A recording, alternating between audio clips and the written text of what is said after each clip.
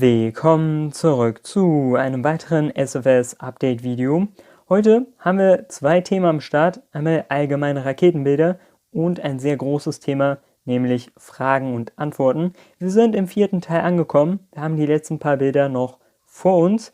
Ein Link zur Team Curiosity's Website ist unten in der Videobeschreibung. Von dort aus kommt ihr auf alle sozialen Medien und zum SFS Discord-Server, damit ihr euch die Sachen selber anschauen könnt. Beginnen wir mit dem ersten Bild, und zwar haben wir hier ein kleines Raumstationsmodul in der Mitte und da dran sind weitere Teile angebaut. An der linken Seite ist ein kleiner Korridor, den haben wir auch bereits schon gesehen. Unten dran ist eine Kapsel, die ist irgendwie mit einer Andockluke dran befestigt, denke ich mal. Und an der rechten Seite haben wir so ein Adapterstück von großen Andockluken zu kleinen Andockluken. Dieses Teil gibt es tatsächlich auch in Wirklichkeit bei der ISS. Dort gibt es 3 Stück davon, um zum einen die US-amerikanischen und europäischen Raumstationsmodule mit den russischen Modulen zu verbinden, aber auch um die Kapseln an den Modulen anzuschließen. Also Crew Dragon, die Soyuz und naja auch Starliner, wenn nicht wirklich, können dort dran andocken. Die haben halt eine kleinere Andockluke und das weitet sich dann zu den größeren Andockluken, die die restlichen Raumstationsmodule haben. Sieht auf jeden Fall sehr schön aus. Oben rechts haben wir den Navball, den wir auch schon in einem vorherigen Video gesehen haben. Wir sind hier scheinbar im Raketensteuerungsmodus. Unten rechts haben wir auch noch einen Teil vom Joystick zu sehen. Hier haben wir eine kleine Rakete, wie sie gerade im All herumfliegt. Und wir sehen ein paar Reflexionen. An sich könnte es zur Beleuchtungstechnik dazu zählen. Das war hier so ziemlich gemischt, muss ich sagen. Ich habe es einfach zu den Raketen hinzugemacht. Wir haben eine Kapsel, eine große Kapsel, eine Zweisitzkapsel oben an der Spitze.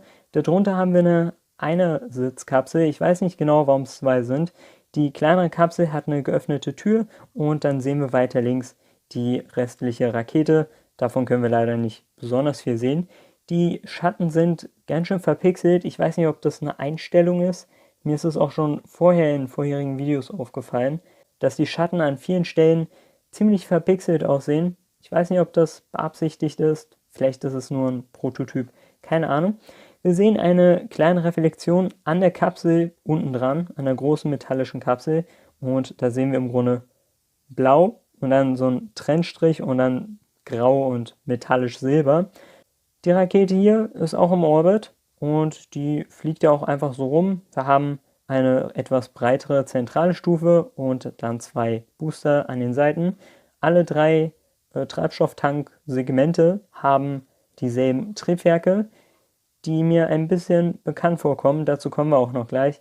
Obendrauf ist dann eine kleine Rakete und auch hier sehen wir so leichte bläuliche Färbung an den Unterseiten. Dieses Triebwerk sollte euch bekannt vorkommen. Das ist das Falcon-Triebwerk in SFS 1, diesmal eben als 3D-Modell.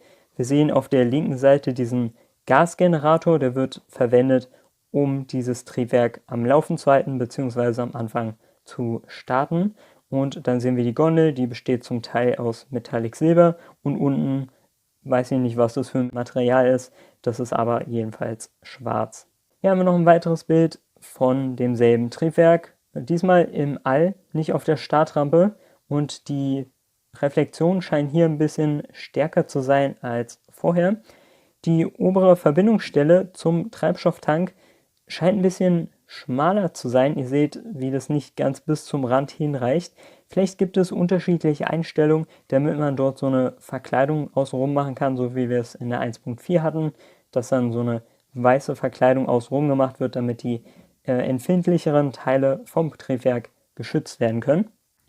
Das Bild haben wir nochmal, diesmal ein bisschen auf eine andere Seite gedreht, aus einer anderen Perspektive. Wir können die Kardan-Steuerung sehen. Ja, das sind diese 2 langen Stäbe, die zum Triebwerk hinführen, dort verankert sind.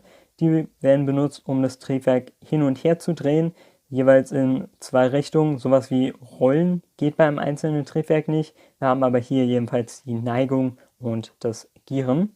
Wir sehen noch ein paar Triebwerke, einige mehr. Diesmal sind es 3. Ich glaube, das ist die Rakete, die wir gerade eben schon gesehen haben. Und jetzt können wir auch ein bisschen ins Innere noch reingucken, ein bisschen besser, weil es jetzt deutlich heller ist. Wir sehen so ein paar Rillen, wie sie vom Inneren von der Brennkammer an der Gondel entlang nach außen führen. Ist auf jeden Fall interessant. Wir haben den größeren Treibstofftank, der ist unten grau verkleidet. Die kleineren Treibstofftanks sind es auch, aber dort können wir nicht die Linien, die in die Mitte führen, erkennen. Das sehen wir nur beim größeren Treibstofftank, weil das Triebwerk eben nur einen sehr kleinen Teil davon abdeckt. Wir haben wieder dasselbe Triebwerk, es sind wirklich sehr viele Bilder davon.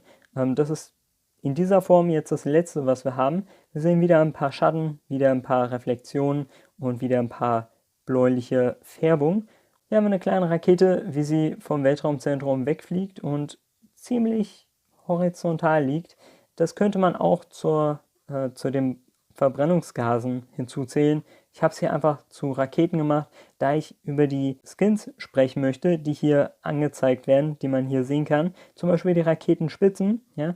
Die vorderste Spitze der Raketenspitzen ist schwarz, dann kommt ein weißer Streifen und dann ist es so schwarz-weiß gestreift. Das ist auf jeden Fall einer der Skins, die dann in SFS 2 zur Verfügung stehen. Und auch für die Treibstofftanks sehen wir hier so schwarz-weiß vertikale Streifen.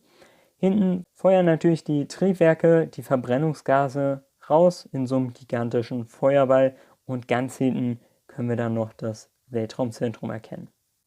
Bei diesem Bild können wir dann die glühenden Triebwerksgondeln erkennen. Nicht nur die Triebwerksgondeln glühen, sondern auch dieser Gasgenerator an der Seite glüht ein bisschen, aber nicht annähernd so stark.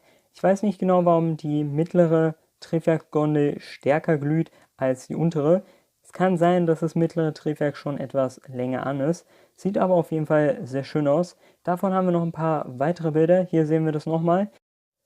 Die Färbung ist auf jeden Fall nicht gleichmäßig. Weiter oben bei der Brennkammer leuchtet das schon ziemlich stark rot, aber am unteren Rand von der Triebwerksgondel ist es so ein sehr dunkles Rot. Genauso auch beim Gasgenerator oben leuchtet es ziemlich stark hellrot und unten ist es fast noch schwarz. Ein weiteres Bild, hier haben wir die Rillen auf der Innenseite. Wir können praktisch in das Triebwerk reinschauen, in die Brennkammer. Dort leuchtet es ziemlich stark rot. Der äußere Rand ist fast vollkommen schwarz geworden. Ich glaube, hier war das Triebwerk schon wieder eine Weile ausgeschaltet. Zwischen den Bildern ist ja ein gewisser Zeitunterschied gewesen. Und das sieht ziemlich cool aus. Ich hätte das auch wirklich gerne in SFS 1. Und das Ganze ist tatsächlich nicht nur eine Färbung, sondern es leuchtet tatsächlich. Bei diesem Bild ist es ziemlich dunkel. Ja, man kann im Grunde nur das Leuchten des Triebwerks erkennen. Das heißt, es gibt auch wirklich Licht ab und ist nicht nur eine rötliche Färbung, die man dann nur durch Sonnenlicht erkennen kann. Noch ein weiteres Bild mit derselben Rakete. Wir sehen zwei Triebwerke, die sind rötlich. Das obere Triebwerk ist wahrscheinlich gar nicht gelaufen, ist deshalb fast vollkommen schwarz. Das mittlere Triebwerk ist einiges rötlicher und das da unten ist zwischen den beiden, das ist nur so ein ganz kleines bisschen rot. Ist auf jeden Fall sehr interessant. Ich hätte auch gerne noch ein Video, wo man das dann sehen kann, wie das langsam heller wird, ja, von dem Schwarz zu dem sehr hellen Rot und dann nochmal rückwärts, wenn das Triebwerk abgeschaltet wird. Aber vielleicht bekommen wir das ja auch noch in Zukunft. Das müssen wir einfach mal gucken. Wir haben zwei Wiedereintrittseffekte hier. Wir sehen die Kapsel, die ist hier aus irgendeinem Grund komplett weiß. Ja, keine Ahnung.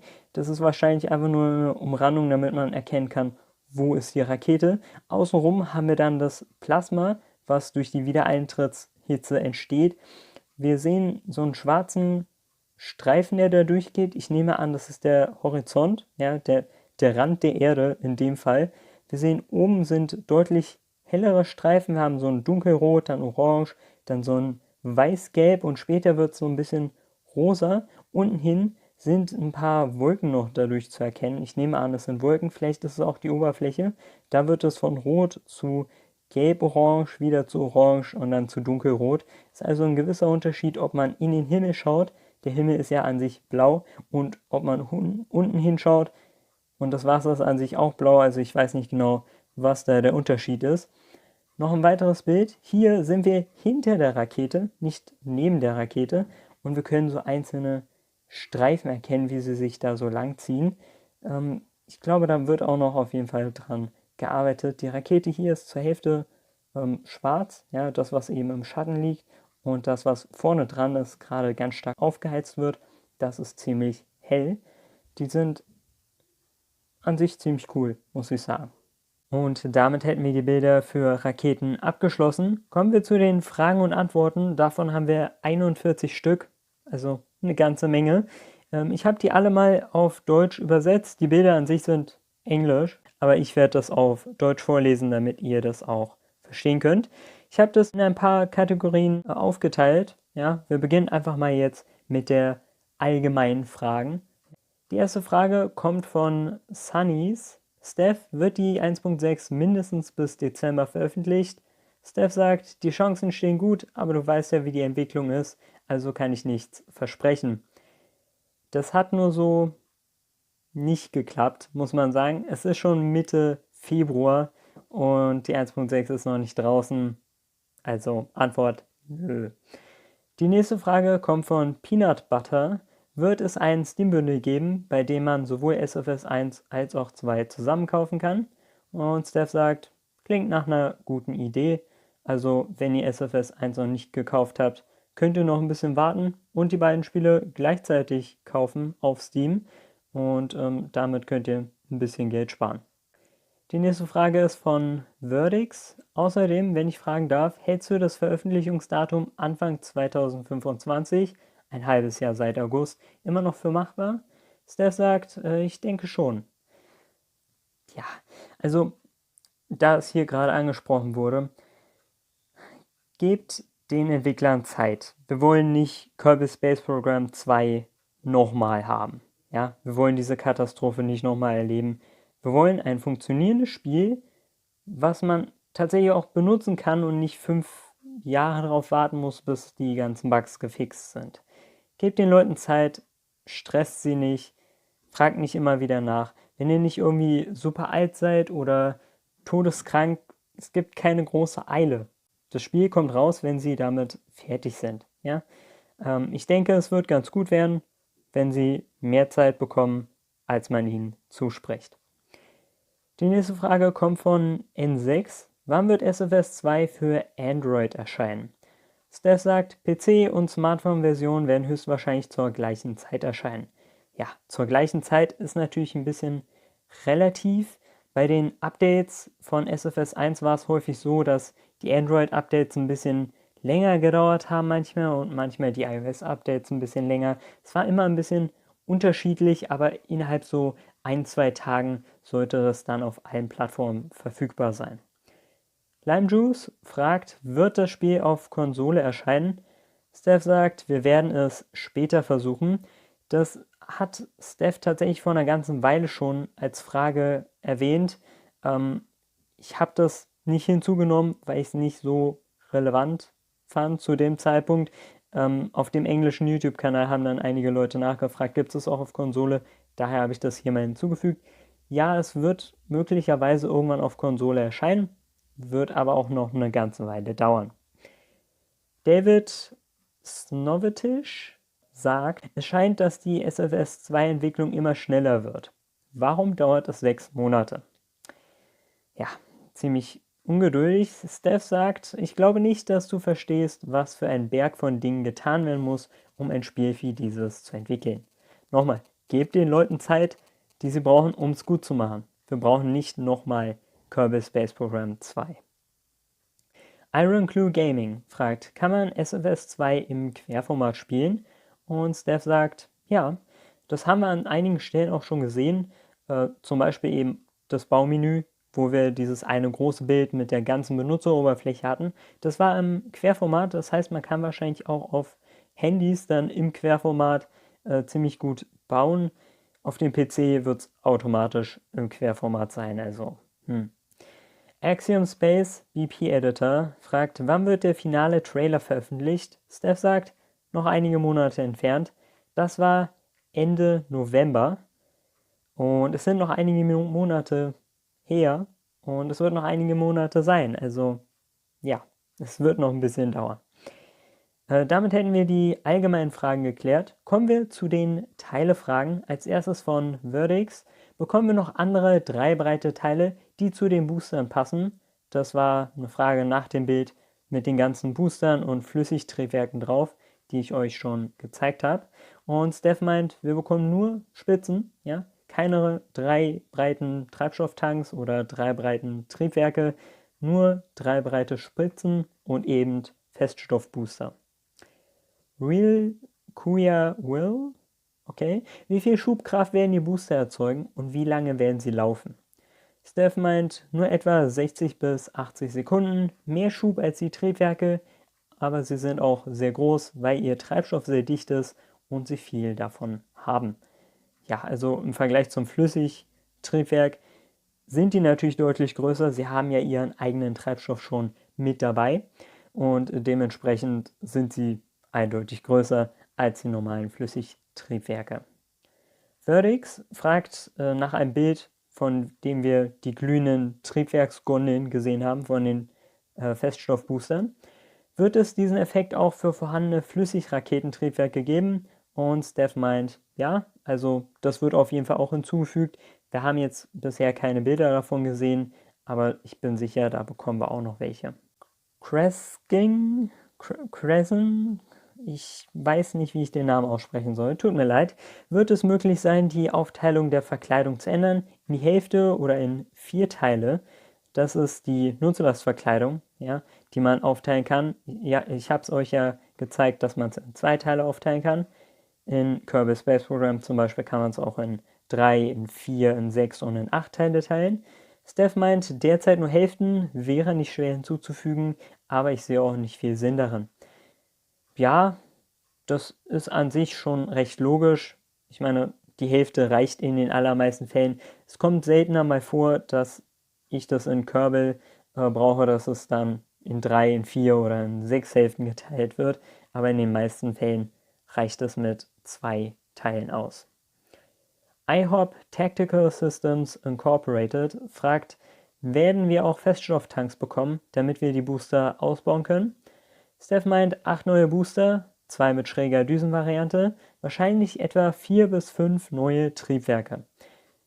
Ich nehme das mal als Nein. Wir bekommen keine Feststofftanks, damit wir die Booster länger brennen lassen können, was an sich schade ist. Das wäre an sich ziemlich nützlich, damit wir eben unterschiedlich langlebige Booster haben können.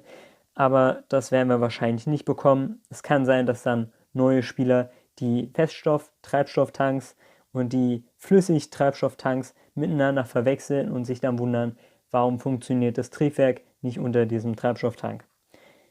Ja, müssen wir einfach mal so hinnehmen. SFS Rando fragt, Steph, wird es in SFS 2 eine 3-Personen-Kapsel geben?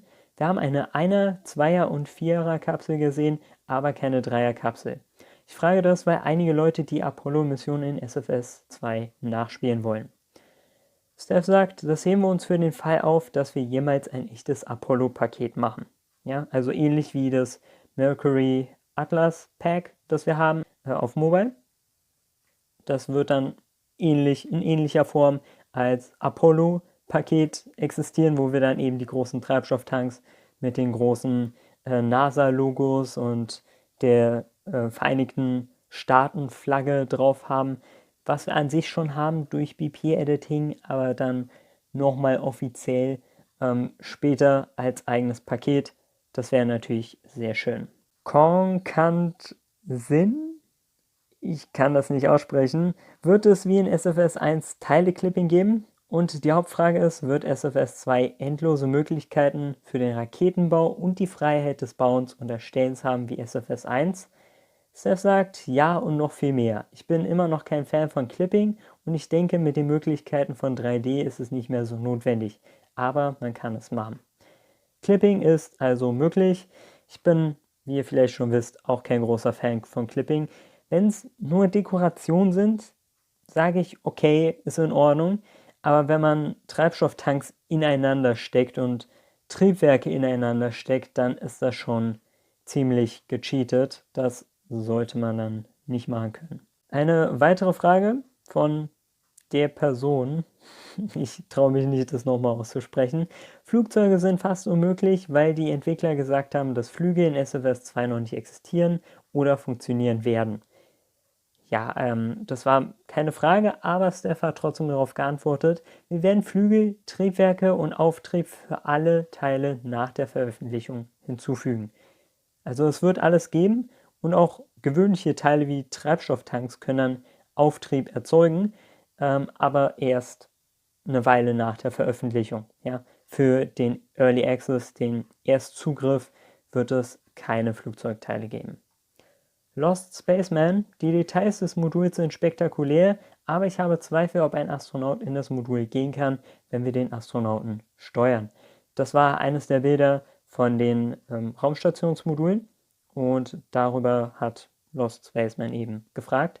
Steph sagt, man kann sie auf die gleiche Weise wie bei den Kapseln hineinsetzen, aber sie können vorerst nur in den Modulen schweben. Das haben wir ja auch schon im vorherigen Video gesehen, wo ein Astronaut in der Cupola herumgeflogen ist und dasselbe wird es dann auch mit Modulen geben. Mono fragt, gibt es Federung für Landebeine? Steph sagt, ja, wäre auf jeden Fall sehr nützlich in SFS 1, wenn wir irgendwie hart auf der Oberfläche aufkommen, dass die Landebeine dann nicht sofort kaputt gehen, sondern erstmal so ein bisschen abdämpfen und wenn es dann immer noch zu schnell ist, dass die Teile dann erst kaputt gehen, wäre auf jeden Fall auch sehr schön zu haben.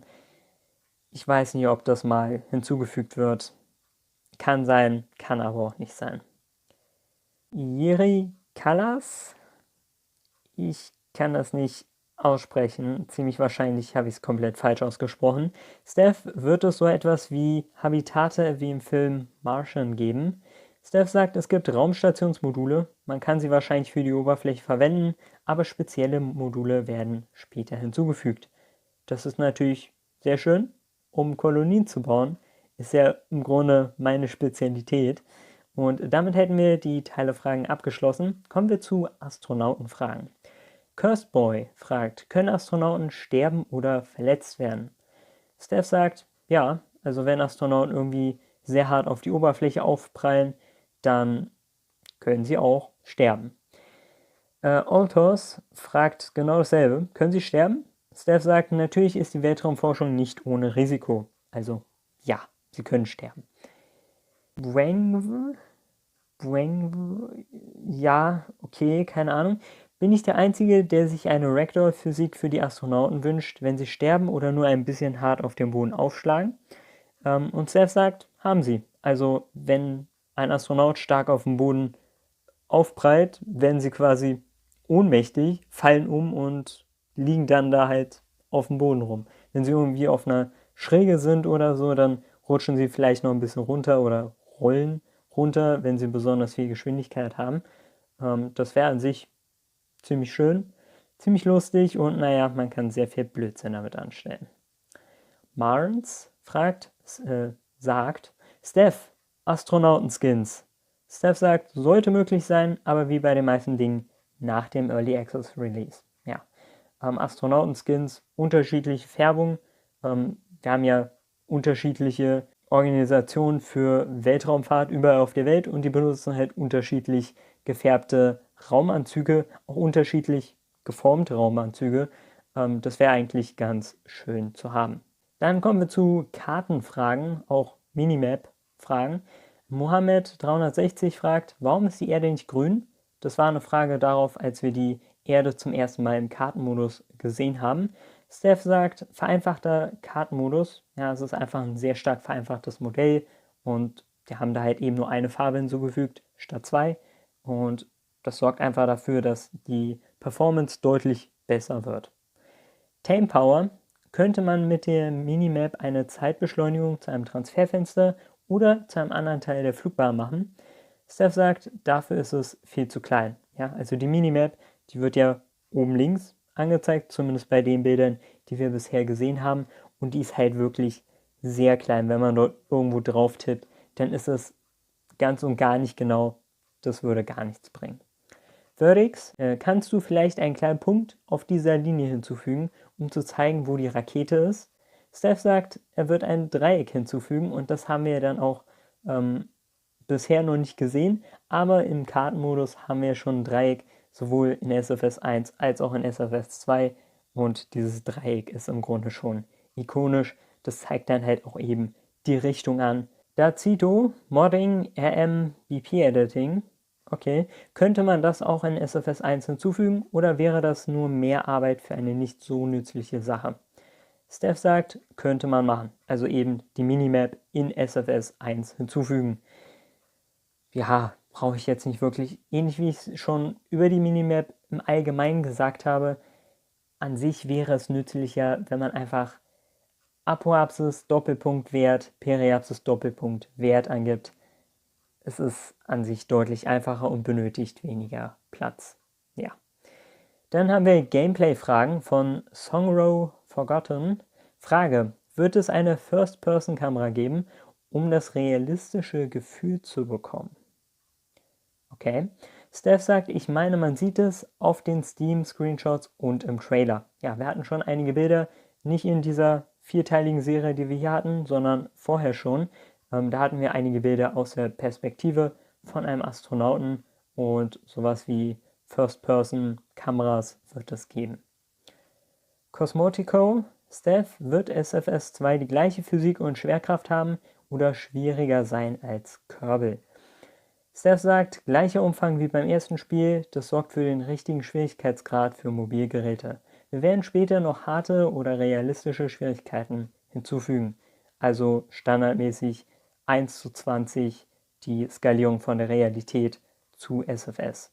Siggi fragt, gibt es Pläne für verschiedene Biome mit einzigartigen Phasen und so? Steph sagt, es gibt die flachen Zonen. Genial. Also ich hätte da ein bisschen kreativer geantwortet. Es gibt Berge, es gibt Täler, es gibt flache Zonen und dann gibt es halt eben nicht flache Zonen. Auf dem Mond, wir haben diese dunklen großen Flächen, die Mondbecken, die sind eher flach. Da haben wir die restliche Oberfläche, die ist sehr kraterreich. Und wenn wir uns den Mars angucken, da haben wir die Polarkappen, Nord- und Südpol mit dem Trockeneis. Also an sich gibt es schon verschiedene Biome. Ja, ob es dort einzigartige Felsen gibt, ist jetzt nicht unbedingt wichtig. Ja. Maztag, Planet Editor, fragt, erstaunlich, ich frage mich, ob es Sammlerstücke wie Felsen oder Eis geben wird. Also ob man eine Bodenprobe nehmen kann. Steph sagt, es sollte nicht schwer sein, so etwas hinzuzufügen. Ich meine, auf den Felsen zu klicken und eine Probe zu nehmen. Ja, das kennen wir von Kerbal, das kennen wir von der Realität. Ich meine, die ersten Mondlandungen basierten darauf, Mondgestein zurückzubringen. Und das wäre an sich auch ganz schön, das dann zu sammeln. Und vielleicht kann man das dann auch irgendwo ausstellen beim Weltraumzentrum und dann kann man so sehen, hier ist ein Gestein vom Mond, hier ist ein Gestein vom Mars, von der Venus, vom Merkur.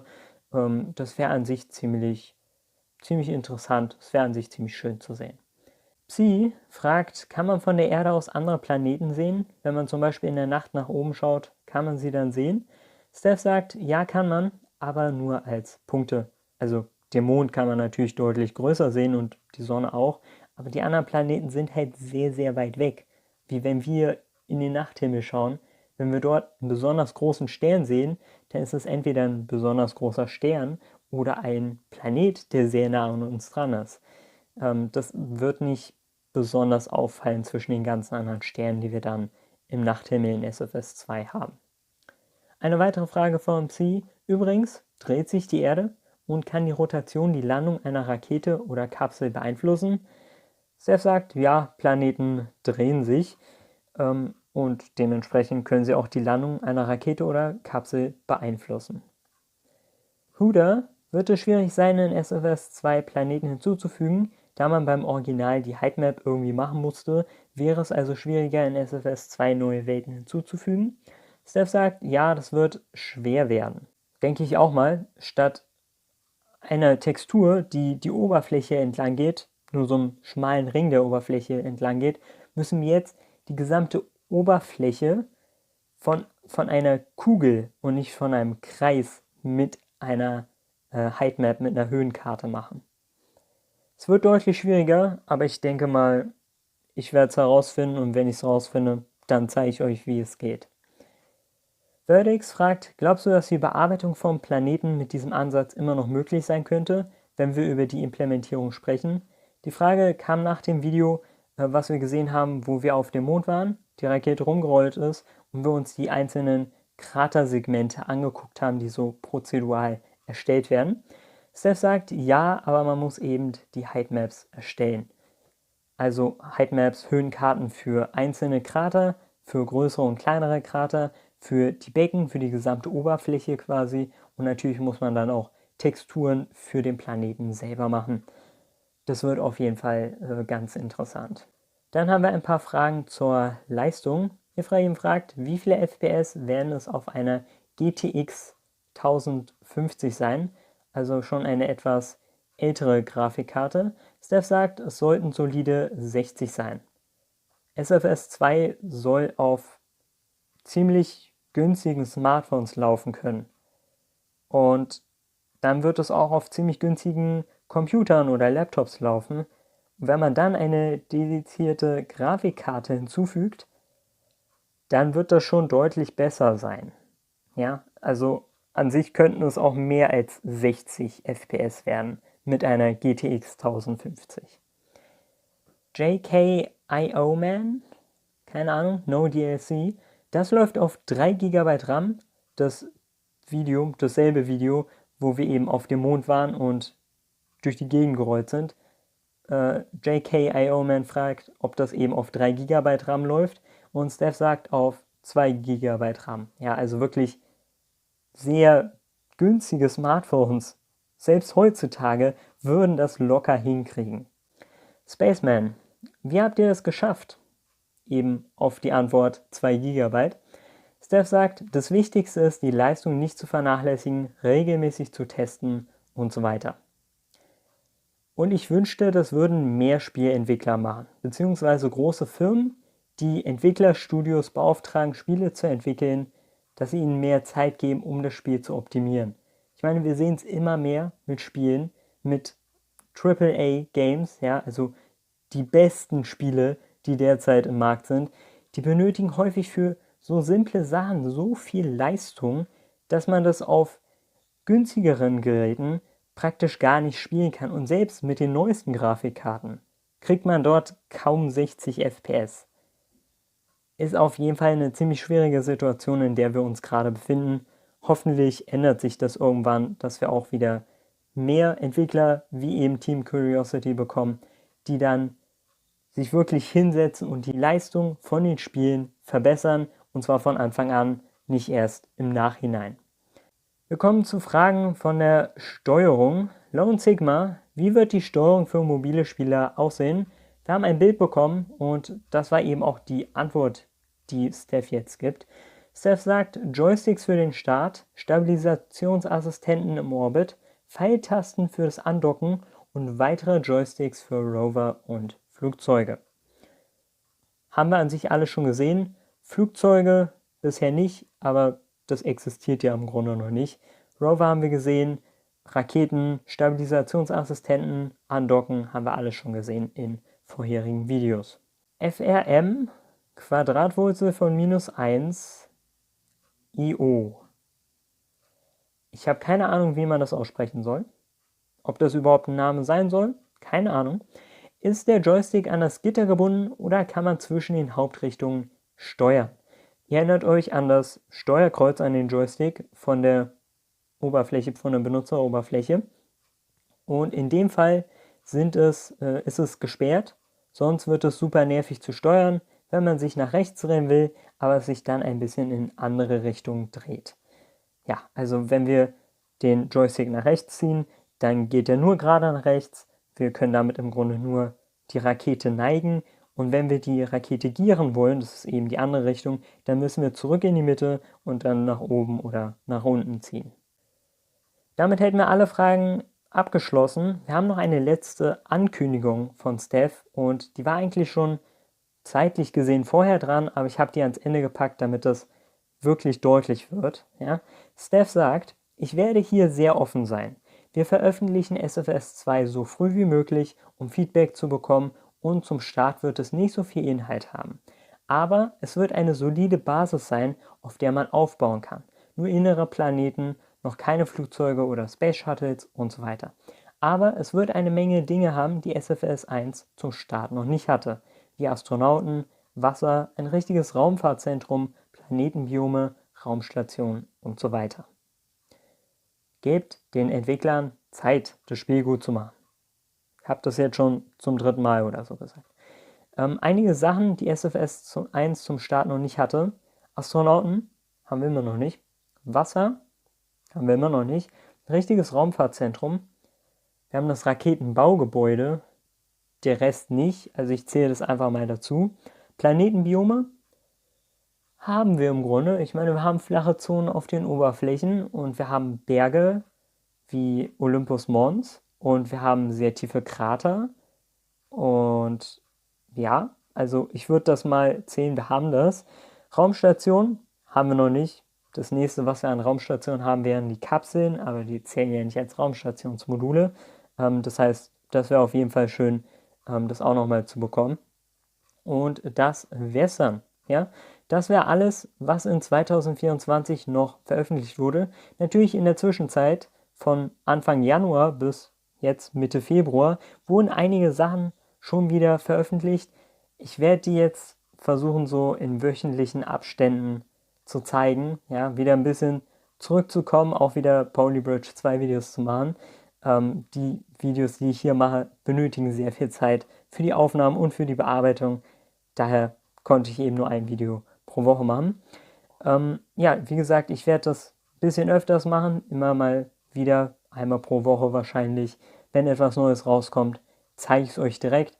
Dann ist es nicht so ein gigantischer Haufen, den ich dann abarbeiten muss. Sollte an sich deutlich einfacher werden. Und ich nehme auch an, für die Aufmerksamkeitsspanne kann das schon mal deutlich besser werden. Also, das wäre es dann mit der Folge. Das wäre es mit dem 4. Teil. Wir haben alles von 2024 abgeschlossen.